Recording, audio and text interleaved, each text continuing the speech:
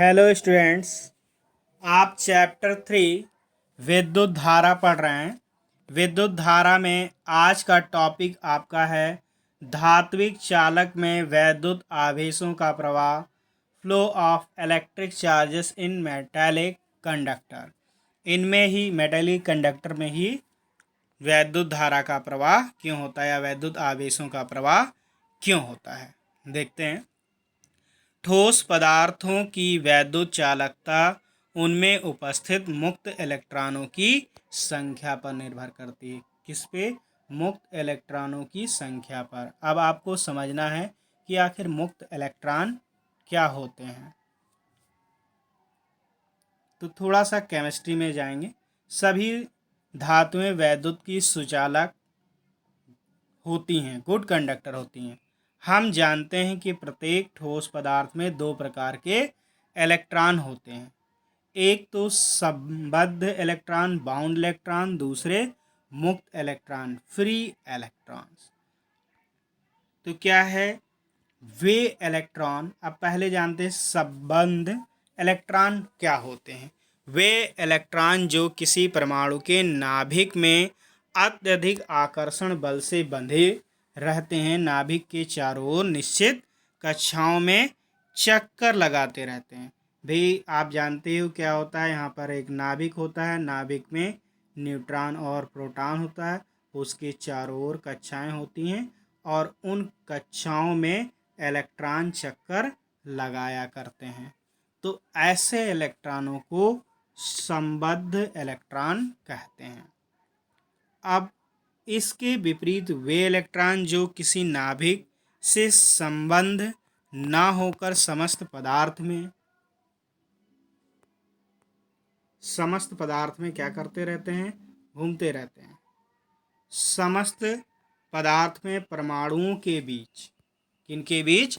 परमाणुओं के बीच रिक्त स्थानों में घूमने के लिए स्वतंत्र होते हैं। उन इलेक्ट्रॉनों को मुक्त इलेक्ट्रॉन कहते हैं। अब ये सोच रहे होंगे ये कहाँ से आ जाता है? भाई जो नाभिक है, नाभिक में न्यूट्रॉन प्रोटॉन और फिर ये इलेक्ट्रॉन है, इलेक्ट्रॉन कक्षाओं में होते हैं। अब क्या होता है, जब आपने केमिस्ट्री में पढ़ा है टॉपिक कि जब किसी इलेक्ट्रॉन को ऊर्जा मिलती है, किसी तरह से भी ऊर्जा मिले, तो ऊर्जा मिलती है तो वो लोअर लेवल से अपर लेवल के में जम कर जाते हैं। निम्न ऊर्जा स्तर की कक्षाओं से उच्च ऊर्जा स्तर की कक्षाओं में जम कर जाते हैं। सोचिए जो बाह्य कोश के इलेक्ट्रॉन हैं वो क्या होंगे? उन्हें जब ऊर्जा मिलेगी तो वो क्या होंगे? परमाणु से बाहर निकल जाएंगे, लेकिन केवल परमाणु से जैसे वो बाहर निकलते हैं, परमाणु पर धन आयन आ जाता है। कैसा आयन आ जाता है? धन आयन। और इलेक्ट्रॉन जो निकलता है उस पर ऋण आयन होता है। अब धन आयन और ऋण आयन के बीच फिर से आकर्षण बल लगा होता है। और आपने पढ़ा कि परमाणुओं के बीच क्या होता है? रिक्त स्थान होता है। उन रिक्त स्थानों को हम अंतरा आणविक या अणुओं के स्थान पर अंतरा आणविक स्थान कहते हैं। इन्हीं स्थानों पर ये इलेक्ट्रॉन रहते हैं और यहीं पर घूमते रहते हैं। उन्हीं इलेक्ट्रॉनों को हम क्या कहते हैं? मुक्त इलेक्ट्रॉन। चूंकि किसी भी पदार्थ में वैद्युत चालन के लिए आवेश वाहक का कार्य ये मुक्त इलेक्ट्रॉन ही करते हैं, मुक्त इलेक्ट्रॉन ही मूव करते हैं। अतः इन्हें चालन इलेक्ट्रॉन, कंडक्शन इलेक्ट्रॉन्स कहते हैं।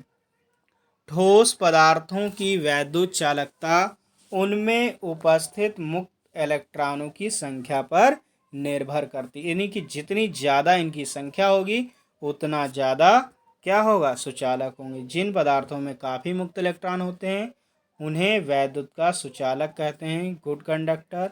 और जिनमें इनकी संख्या बहुत कम होती है या ना के बराबर होती है वो कुचालक होते हैं, मतलब उनमें विद्युत का प्रवाह नहीं होता है।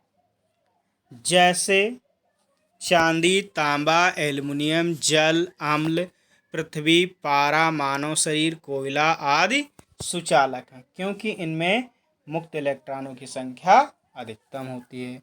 जबकि एबेनॉइड, क्वार्ट्ज, अभ्रक, गंधक, कांच, मोम, तेल आदि कुचालक हैं।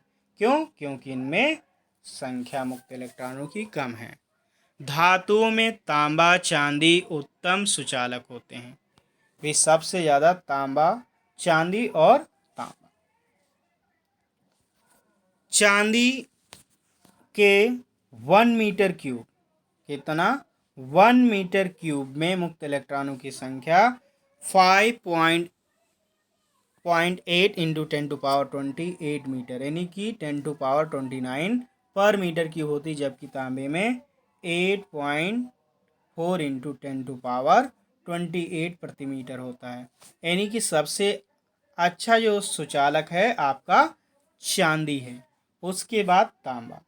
लेकिन भाई तांबे के आप देखते हैं तांबे के तार अधिकतर बनाए जाते हैं क्योंकि चांदी के बाद है, और चांदी की अपेक्षाकृत ये काफ़ी सस्ते होते हैं, जिस कारण तांबे के तार ही प्रयोग में लाए जाते हैं।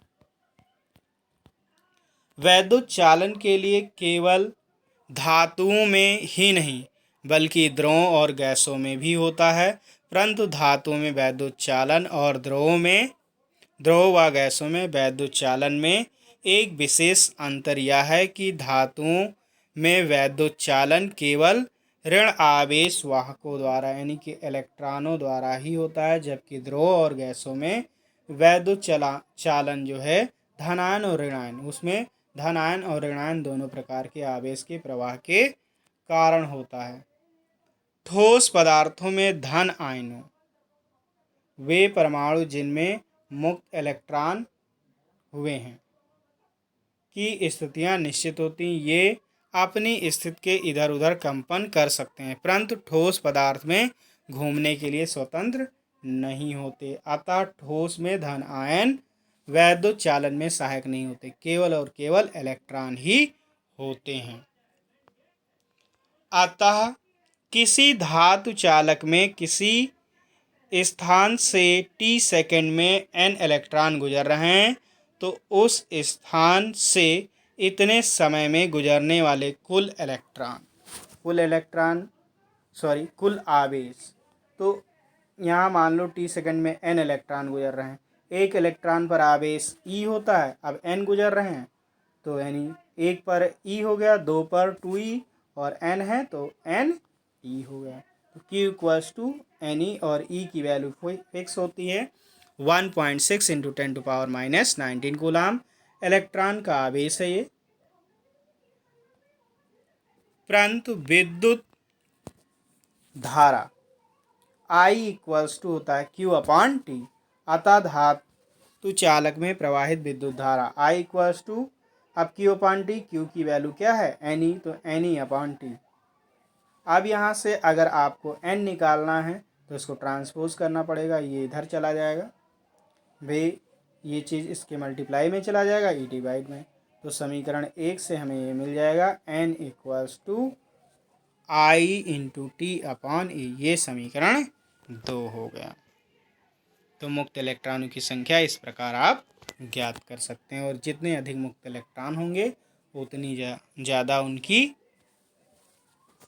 धात्विक गुण होगा, अर्थात उसमें चालकता होगी। तो ये टॉपिक आप अच्छे से तैयार करेंगे, होमवर्क नोट करेंगे और फेयर कॉपी ज़रूर बनाइए, और इस वीडियो को ज़रूर से ज़रूर लाइक कीजिए।